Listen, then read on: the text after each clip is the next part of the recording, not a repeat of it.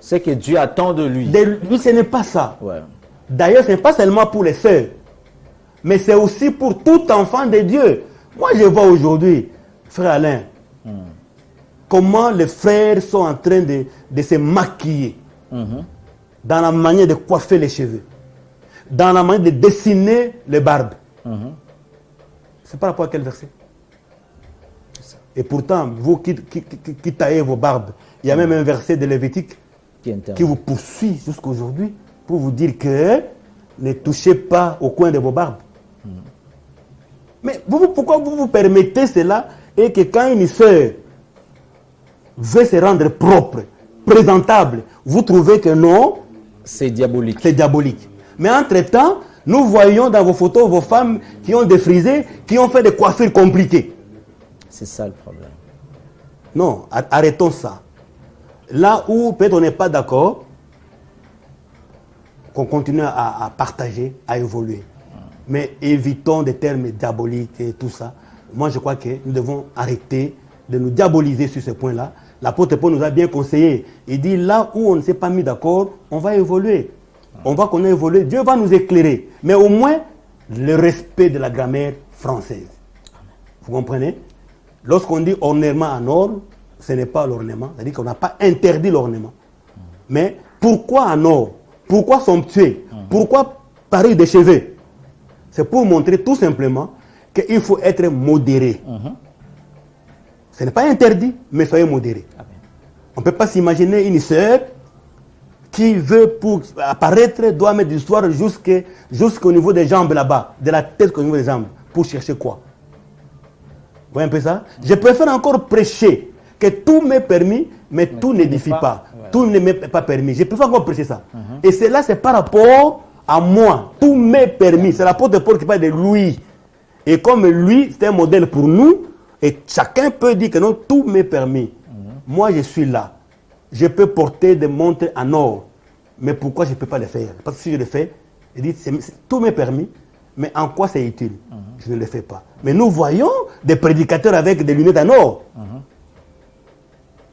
Avec des attaches cravates en or. Des boutons machettes en or. Ils sont là. Et c'est curieux, sont ces gens-là qui se mettent à la chair pour dire que non, la sœur ne peut pas. Pendant que toi-même, là, tel que tu es, tu es plein de signes de Caïn. Amen. C'est ça le grand problème. Ouais. Donc je voudrais que nous puissions nous exhorter que la Bible a interdit l'extravagance. Amen. La Bible a interdit tout ce qui n'a pas la pudeur. Et quand on parle de pudeur, on voit les parties sensibles de la femme. Mais aussi, même l'homme aussi a des parties sensibles. Exact. Voilà pourquoi l'apôtre Paul dit soyez sobre. La sobriété, ce n'est pas seulement pour les sœurs, mais aussi c'est pour les frères. Ouais. Toi, tu es prédicateur, tu viens devant la chair avec un body. Toutes les parties du corps sont dessinées. Or, parfois, il y a des filles qui sont faibles quand on voit seulement la poitrine, le dessin de la poitrine du frère. Même sous les habits. Est-ce que vous savez combien de gens qui tombent? Tout simplement parce que toi, frère, pasteur, tu es mal habillé, tu es nu à la chair. Quand tu portes un body pour venir pécher, je ne dis pas que le body c'est un péché, mais déjà la forme, ça dessine le corps. Ça dessine la poitrine, le sein. Les biceps. Les biceps. Or, il y a des filles qui sont très sensibles aux biceps de l'homme. Voilà pourquoi l'apôtre Paul parle de la sobriété. Être sobre. Dans la sobriété, il y a la modération, la modestie. Il y a la pudeur. Ce sont les éléments clés. Non seulement pour les sœurs, mais aussi pour les frères. Okay. Vous comprenez? Bien aimé, je voudrais qu'on comprenne cela.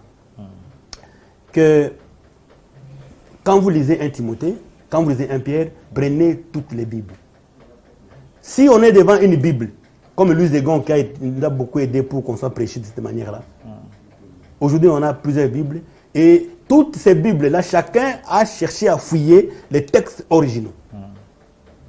Et la complication qu'il y a eu autour de ces concepts de parure, dans 1 Timothée 2, 9, et 1 Pierre 3.